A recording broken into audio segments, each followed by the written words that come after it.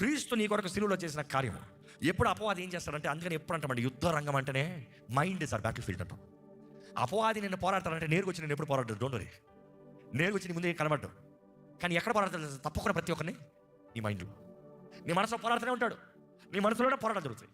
వాడు పోరాటాలు వాడు దాడులు ఎలా ఉంటాయి అంటే నీలో అష్యూరెన్స్ లాగా చేస్తాడంట. ఇది నిజమా, ఇది అవుతుందా, ఇది చేద్దాం అనుకుంటున్నావు, చేయగలవా, నీకు అవదే, నీకు కుదరదే, నీకు చేత కాదే.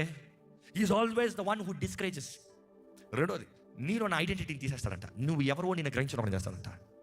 నీలో నా ఐడెంటిటీని చెదరగొడతాడంట. నీలో దేవుడు పెట్టిన అభిషేకంని గుర్తింపడం ఒకటి చేస్తాడంట. నీ మైండ్లో ఆ ఐడెంటిటీని తీసేస్తే నేను ఎవరిని, ఈరోజు చాలామంది చూడండి ఐడెంటిటీ ప్రాబ్లం. నేను ఎవరిని, నేను అబ్బాయిని అమ్మాయినా నాకే తెలియట్లేదు అంటాడంట. అబ్బాయి శరీరంలో ఉన్న అమ్మాయిని అంటాడంట, అమ్మాయి శరీరంలో ఉన్న అబ్బాయిని అంటాడంట. Identity problem. ఎక్కడ ప్రాబ్లం వస్తుంది?